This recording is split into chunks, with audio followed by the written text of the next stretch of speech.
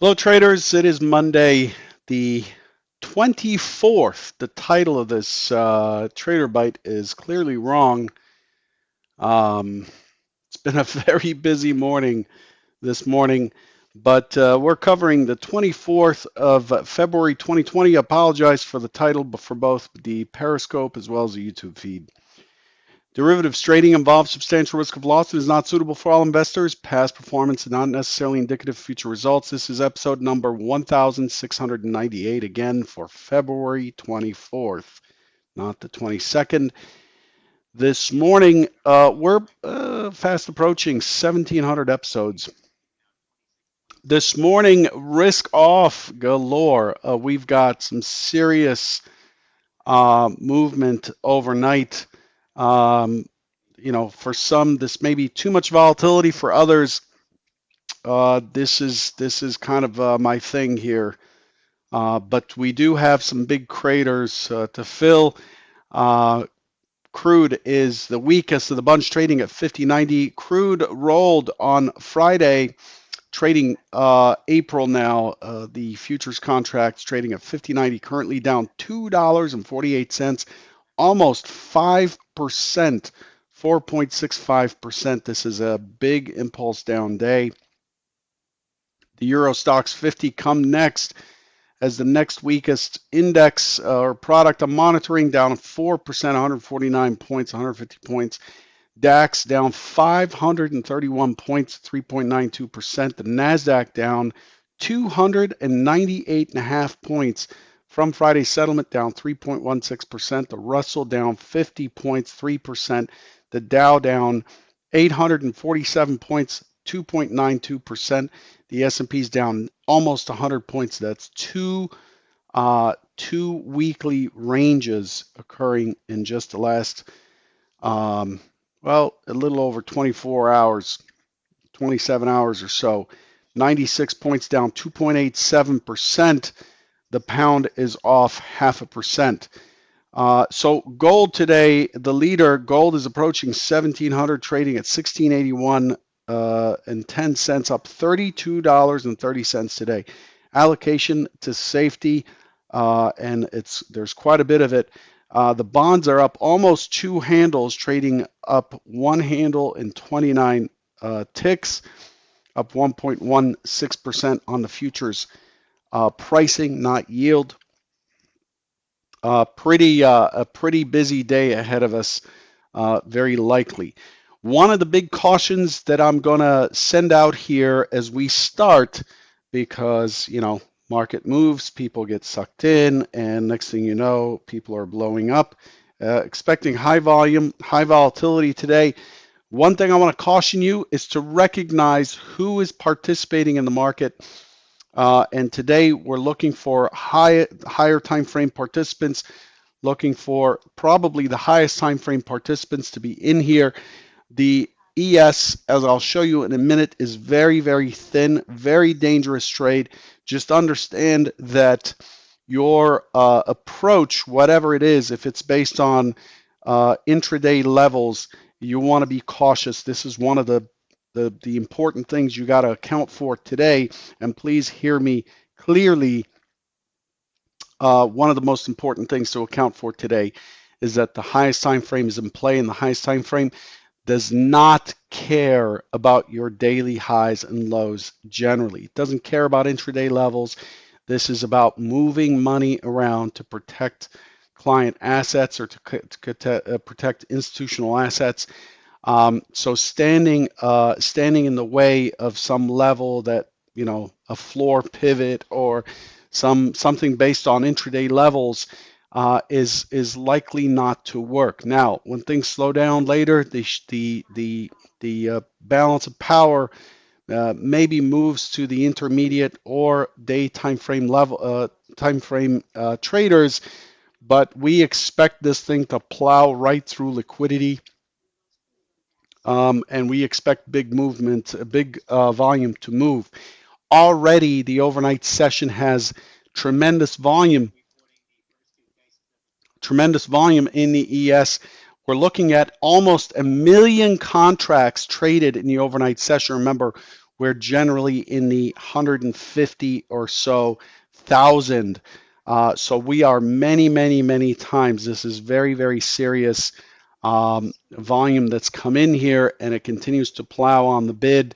And so if you're a contrarian, you might want to sit this one out, in my opinion. We'll see. Uh, We'll see. This is not for the small account trader. The MES, which I don't have pulled up on my execution platform, probably should. The MES is likely to be very thin today, so expect slippage. But really, if you're trading smaller than a full margin per contract in any product, you really should be trading a micro, right? The current margin for the ES is something like $6,600 or $6,800 per contract. If you don't have that in your account, please, please do not trade that product. If you don't have full margin, don't trade the product, okay? There's a high risk of ruin today with the extent of the volatility. And also remember that rotations are going to be quite large today. And so, holding on to that 2.5 point stop or 1.5 point stop or whatever it is you use and whatever time frame you use is not like to yield fruit. It's likely to chop you up. These are expectations. I don't read the future. I cannot read the future. I have no idea, but that's where we stand. Hopping in to what's on deck for today, we did get the IFO business climate, which came in pretty good for Germany at 4 a.m. Eastern. Expected 95.1, got 96.1, and then we were expecting to get Dallas Fed low. This is a low impact number, and then we have Fed's Mester scheduled for 3 p.m. Eastern, basically the last hour trading, and we are expecting um, uh, governments to step in here. Somebody's going to step in and try to calm this selling. So it's very important to listen in on your news feed if you have one. Keep an eye on what's going on in the markets in terms of news. So that's what's on deck in terms of scheduled releases. Again, expecting some comments. I'm not going to spend too much time on this. Neither scenario one or two worked out. The scenario two did push into the low early in the session. We did get that, but then I expected scenario two to hold steady inside of the range and push higher, and it did not. This is what the market did on Friday. Again, I don't want to spend too much time on this. The market basically pushed lower and extended the range lower. What's going on here? Extended the range lower and tended to test things with some aggression. A lot of selling. You could see this delta kind of pushing down, shifting down pretty strong. I actually switched this to a 4-tick Renko. I'm not sure why it switched back. I think it's just part of the chart profile. So on Friday, pretty decent, some pretty decent setups. We did have the impulse down, pull back to mid. Remember that setup? I've talked about it a fair amount, and then look for a break of the IB low with about a 4.5 point stop. And there's the initial range extension, and then we did get an adjustment in the mid, so that sets up the next mid after this impulse push down, but this tended to squeeze it. You needed more than a 4.5 point stop to get in on this and hang on, and then it finally breaks free. We finished with the point of control right at Thursday's low, and we finished with a range extension down, a normal variation day down. The market just could not sustain trading above the mid on Friday and looked generally weak. Not only that, but we put in a bona fide weak low, a double bottom, and we expect this to be. I expected this to be taken out in the overnight session, but what I didn't expect is for it to be taken down this hard. So that's what we're coming into. That's what we had on Friday. That's what we had on Friday. Coming into the overnight session, we have a whole different ball game here. I don't remember if I reminded everyone. I forgot to remind everyone on Friday that crude shifted to April, and there's a 10-cent premium. So you should be trading the April contract in crude. So here's the overnight session. We open up, we immediately sell off. Why are we selling off? As far as I can tell, as far as I've seen, we're selling off because the outbreak looks like it's worsening outside of China. The numbers have been increasing rapidly in terms of infections and deaths outside of China. There are some lockdowns taking place. Italy says that Italy's emergency commissioner says that the country has 219 virus cases and 5 deaths, and they're starting to shut down the movement of people. I believe Pakistan closed its borders with others as a concern, and so on and so forth. And it looks like the China Central Bank reduces interest rates on loans to small and micro companies. A lot of companies are suffering because their product is not moving, and China is going to have a serious issue in their GDP as product is just not being shipped. Um, but the IFO says that COVID-19, which is what this novel coronavirus is being called, apparently is having little impact on the economy. Well, maybe so, but the market is definitely responding at last to this emergency. So that's where we stand. This is the overnight seemed to stabilize, sell off and stabilize, and then Europe comes in right in here, and it's been sell, sell, sell, sell, sell. We did have a decent gap down. We have gap rules today. The gap is very, very, very unlikely. I think the gap, I looked last night, so it's a different number, but the gap has approximately an 8.1% historical probability. Past performance is not necessarily indicative of future results of filling. It's not likely to get back up above the overnight high today. Very, very unlikely. And you could see that the prices have moved quite a bit away from the mid and VWAP, and the market is actively exploring lower prices. There's active price discovery lower, and it is rushing down. In terms of just how big this is, I want to pull up this chart here. This is my composite chart. And what you see here is where we closed on Friday and where we are currently. We're trading at 32.37 even in the ES. Um, and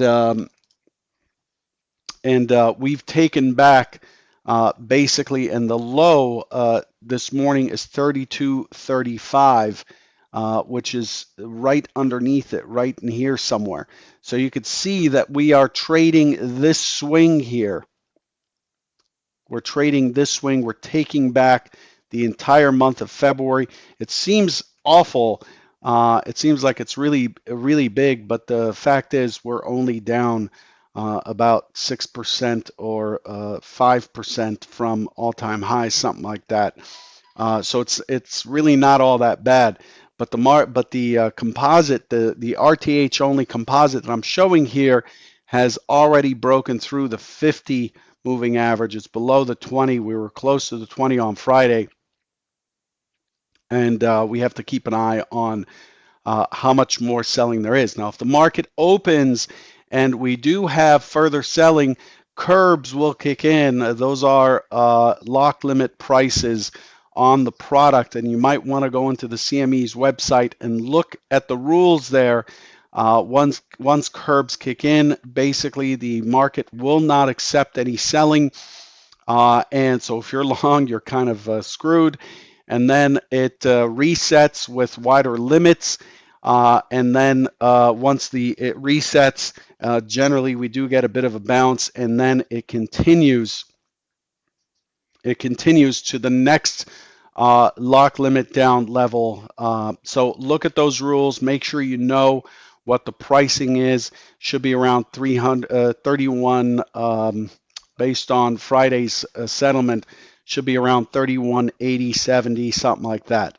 And that's not far because we've already covered quite a bit from Friday's range. We're down almost 100 points already. So keep an eye on that as the market kicks in. It's not going to be your platform if all of a sudden you see that you can't sell, but you can buy. It's probably the CME curbing prices. This is stop things like flash crashes and things like that. It's for our benefit.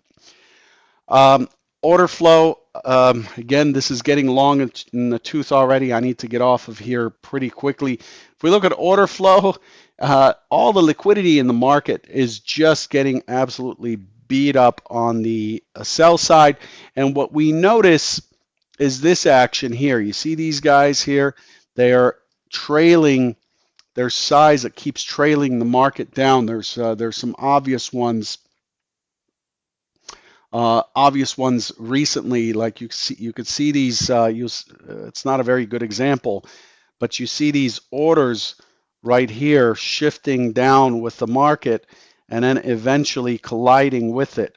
So as the market shifts down, the orders keep coming down. This is almost like someone chasing with 100 lot or whatever, chasing the market down until it gets filled.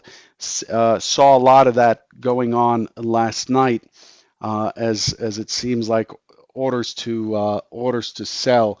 They're trying to work an order to sell and then eventually have to move with the market. But overall, looking at the liquidity and the order flow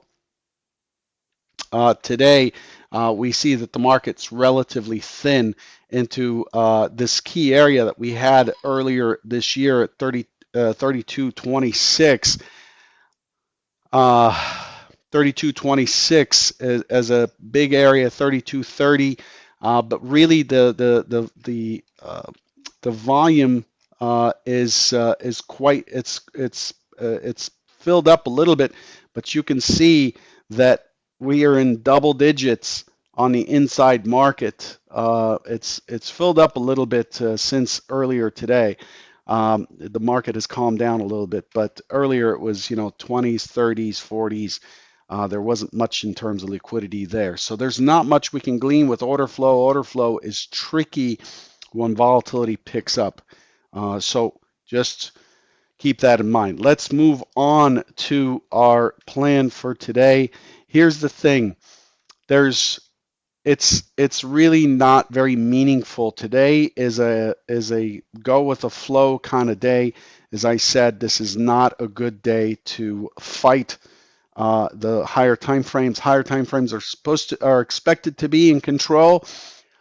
Big money is likely to move in and out of the market, so just keep that in mind as you might decide to be stubborn about key areas.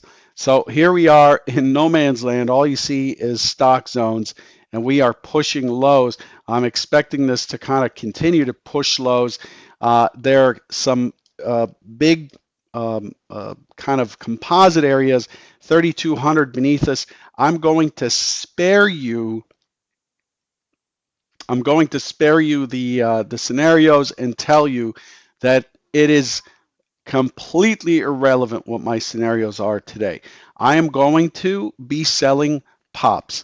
That would be the way to trade today is to sell pops unless we break through the overnight mid.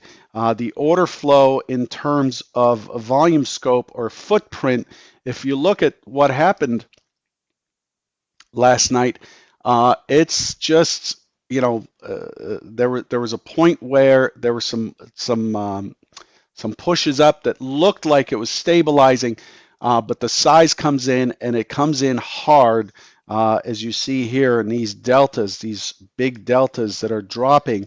And for me, any blue push up into an area that I can lean against, is likely to be a sell spot.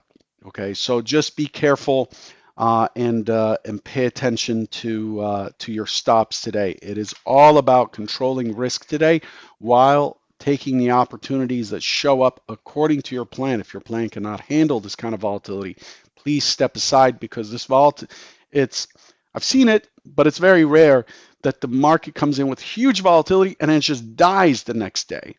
There will be follow-on volatility. And in fact, if you were a prop trader, I'll tell you, hey, hang through lunch. Hang through lunch because it'll slow down enough that you may be able to participate. Um, it won't be as dead as it normally is. That may be a more palatable period to trade where volatility slows down enough, but is still there. The opportunities are still there for us to participate. Again, it's all about risk today. All about risk. Okay. Good luck, and I'll catch you tomorrow morning. It'll be an interesting trader bite tomorrow. That's for sure. Take care.